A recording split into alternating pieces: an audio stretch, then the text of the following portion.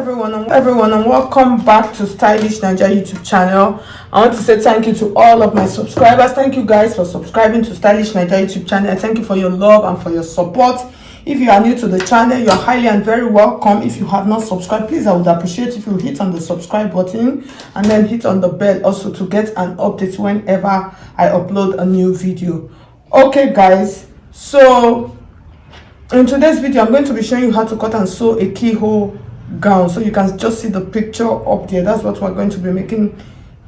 That's what we're going to be learning how to cut and sew today. So these are the fabrics I'm going to be making use of. This is an Ankara African print, and then I've got my lining also. So these are just like the basic two materials I'm going to be making use of. And this Ankara is actually 3 yards of fabric, and I'm making this dress for a size small person.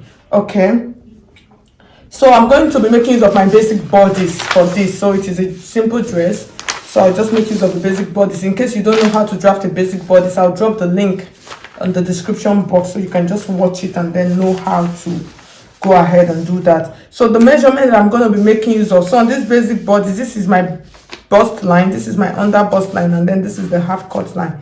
So the bust measurement that I'm going to be making use of today is 33 inches. And then the waist measurement, I beg your pardon, the under bust measurement is 27, and then the waist is 28. So these are the measurements that we are going to be making use of. So when you divide 33 into 4, we're going to have 8.5, and then you divide 27 into 4, we're going to have 6.75, and then you divide 28 into 4, we're going to have 7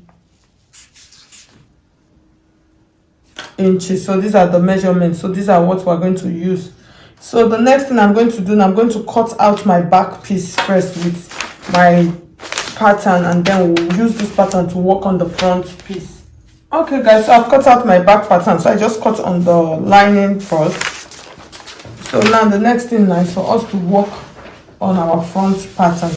So the next thing you are going to do now is you are going to extend your dart. So you are going to determine, you know, your chest line. Normally standard measurement chest line is usually 8 inches. So I'm going to come up, depends on how open you want it to be. So for this, I'm going to come up by 1 inch from my chest line, which is 8. Chest line is 8 inches. This is chest line. So I'll come up to 7 inches. You can actually decide to make this to come down, depends on how deep you want it to be. So just make use of what is okay for you. So I'll extend it. I just came up, so I'm not using 8 inches, I'm using 7 inches. So I just came up. So this is just to help like serve as like a guide for me when I'm drawing the neckline. So from this point, you are going to determine how your yoke, how many inches you want to use for your yoke. So for this, I'm going to use 4.5 inches. So this is 4.5 inches for my yoke. Oh, it is a simple process. Since it is a round yoke, I'm just going to come, that is 4.5 inches. On the armhole side, I'm going to drop it down to about, that's 7 inches or 6 inches on my armhole area. So I'll just drop it. Let's use 6 inches. I'll drop it by 6 inches. And then here is 4.5. I just want to show you all of the measurements. And then I'll come to the center point also. I'm making use of 4 inches on this side. So why? The essence of doing this, I want to create out a curve. That is why I'm doing this. So this curve, you can actually create it however you want to create it, you understand? So this is a curve that I've created here now, like this. You can make it deeper, depends on what you want. So after creating out that curve, so this is going to serve as my yoke. So on this top point now, I'll measure my neckline, which is 3 inches wide. And then for the depth, it's not going to be 2. I'll use 2 inches or 2.5 inches. So it depends on how high you want the neckline to be.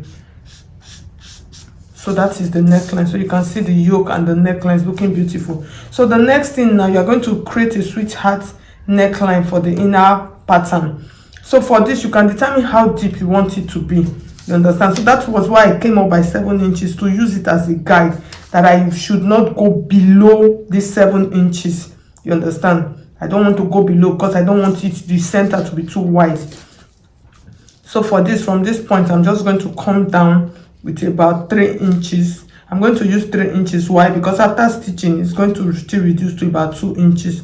So I'm going to use 3 inches. So I'll mark it like this. I'm just trying to create another curve now. You understand? Trying to create another curve. So that curve, I will mark it into this armhole point like this. So you can decide to make use of your pattern curve. Depends on how it works for you. So at the end of the day, so you can see what I have. So I just fluted it into that point. You remember that 5 inches point that I marked initially.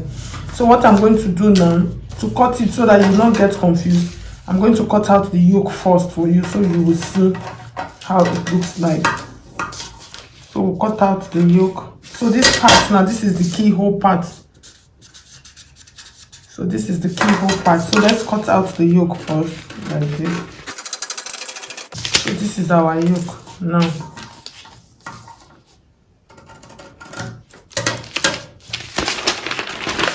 So you can see the curve of the yoke. So after doing this, in another way, you can just come and then create out your neckline, but it's easier for you to do it this way. And then the sweetheart neckline, I'm just going to go and cut it slightly like this.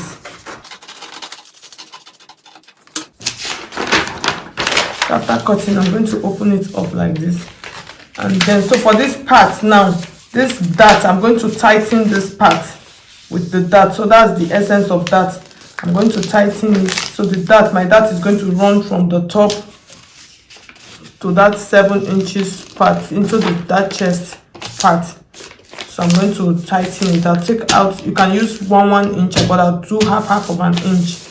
So it's going to stay like this, and then my yoke is going to stay on top like this. So you can see what I have. So when I'm cutting my yoke, I'm going to increase the length of my yoke. So at the end of the day, I'm going to have this. I'm not going to have a keyhole that is too open. So if you want it to be too open, I'm just trying to explain this so much. So if you want it to be open, you can decide to come down. Depends on what you want. Come down however you want to. But mine is okay like this. So the next thing, I'm going to transfer all of this on my fabric right now. So I'll open up the darts, and then I'll transfer on my fabric, and then I'll cut the lining also. Okay guys, so you can see, so I finished cutting out all of my pieces. So this is the center front. So like I said, I will add my dart. I'm just going to run it to the end, and then I'll turn it with my lining. And then this is the back also with the lining. I'll turn, and then this is the yoke. So for the yoke, I'm going to turn the yoke. I'm not using lining, so I'll use the same fabric to turn out the yoke. So I'll go and stitch all of them, turn them, and then I will come and show you how to join them together, and then we'll cut the down part. Okay guys, so you can see, so I finished stitching. So this is the back. So I've joined it, and then I joined it on the allowance, the zip allowance part, and then this is the front. So you just stitch the neckline and then the down part, and then you turn.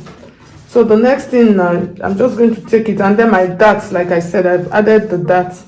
So I made a top stitch on it. I wanted this fine defined dart, so that's why I did that. So you just place this like this here, and then depends on how open you want it to be. So the more you take it up, the more open it will be. But mine, I want it a little bit close. So I'm just going to place it like this here. And then from this part, I'll just do a top stitch. I'll top stitch it down. And then on this part also, I'll top stitch it down. So you see, I'm just going to have a very little opening, which is just modest for me. And then after that, I will join the back and the front together on the neckline part. That's on the shoulder, and then join the side with my allowance, my stitching allowance, and then I'll bring it back and I'll cut out the down, show you how to cut the down part. So we're almost done. Okay guys, so at the end of the day, so you can see what we have. So you see, it came out really fine. So the next thing is for us to cut the down part. So for the down part, I'm going to cut it like a slant A-line shape.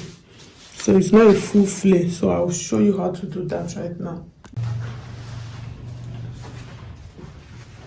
Okay guys, so the next thing now we're going to cut out the down part. So you know that the down part of mine is actually 28, but here to here is 14, is 28 inches. Well, because of the pleats that I'm going to add to it, I'm going to add about 2 inches for those pleats. So instead of, normally if I was going to cut this, because I'm going to cut out 2, so you can see my fabric, I folded it at an angle just like I told you. So normally I'm supposed to cut, this is supposed to be 7 inches. That's if I was going to use this as one, it's supposed to be 7 inches, because then when you open it, it's going to be 14. Then you can add 1 inch for stitching allowance. But because of the pleats that I'm going to add to it, I'm going to add about 2 inches, 2 inches, that's about 8 inches to my 14 inches, because I'm cutting it 1 so I'm cutting 14 for just the waist. The full waist is 28 inches. So I'm going to add, I'm cutting 14 for this first piece. So I'm going to add 8 inches to that 14. So I'm going to have about 22 inches. So that's what I'm going to cut. So the fabric is folded into 2. So when you measure, you're going to have about 11 inches. So that's what I'm going to cut out now for one part of this. So the next thing, I'm going to measure the length. So for the length, I'm cutting out 25 inches, and then I'm going to add just 2 inches to it for stitching allowance. So I'm going to mark it here like this, and then I'll check my 11 inches. So you can see that I have my 11 inches right here now. So from this point, I'm going to measure and then just make sure that I have my full length. So I'm going to put in a lining, but I'm not going to turn it fully. So the lining is just, I'm just going to reduce the lining with about 2 inches. I will not turn it with the lining. I'm going to cut this out now, and then I'll use this one to cut out the back also. So I'll use this so you can see what we have. So I'll cut out another one. So when I'm done, I'll pleat out 2 inches from here like this, and then I'll pleat out another 2 inches from here like this. So this will give me that beautiful down part that we have. So I'll cut out the second one and then I'll show you. Okay guys, so you can see, so I finished cutting, so you can see how it looks like. And then this is the top part of our gown. So what I'm going to do now, I'm around that area, I'm going to take you, remember we added an extra of 2 inches to it. So that 2 inches that I added, I'm going to take them out now. So I'll take 1 inch on this side. So I'm placing this so it will help us guide. I'll take 1 inch to this side. So it depends on how you want to do your pleats. I'll take 1 inch on this side. I'll pin it down and then take the other 1 inch, and then I'll bring it close here. So you can see, I just bring it to this side, and then I'll pin, and then I'll come to this other dart leg side. I'll take out 1 inch again also on this side. I'll just take 1 inch, I'll fold it. So it depends on how you want your pleats to be. And then the other 1 inch I'll take to this side. So at the end of the day, I'm going to check what I have, if I have enough stitching allowance on the side. So you can see what I have. So I'm going to take this, I'll press it down to the end, and then press this one down also. And then I'll do the same thing on this side, press them down nicely, and then I would stitch this, and then I'll go and stitch this on this, so you can see how beautiful it is. So that was the essence of adding those extra inches to it. And then I'll stitch it. So I'll do the same thing that I did here for the front. I'll do the same thing to the back part of the dress.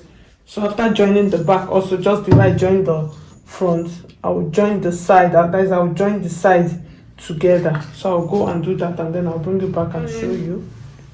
So I've turned it all out, so you can see. So this is the zip allowance. I left the zip allowance. So this is the front. So you can see the key split. So once I'm ironing, I'm just going to hold it down and then iron it down, and then you can see the front. So I've shaped my armhole already. So the only thing that is remaining now is just for me to add my sleeve. So guys, I've now come to the end of this tutorial. So I'll place it on the mannequin, and then you will see the final look, how it came out. So I'll just go ahead, the down part, I'll hem it. So like you see the lining, I'm going to trim it a little bit, and then I'll just hem the down part of this. Okay, so at the end of the day, you can see how our keyhole gown looks like. It actually came out really fine.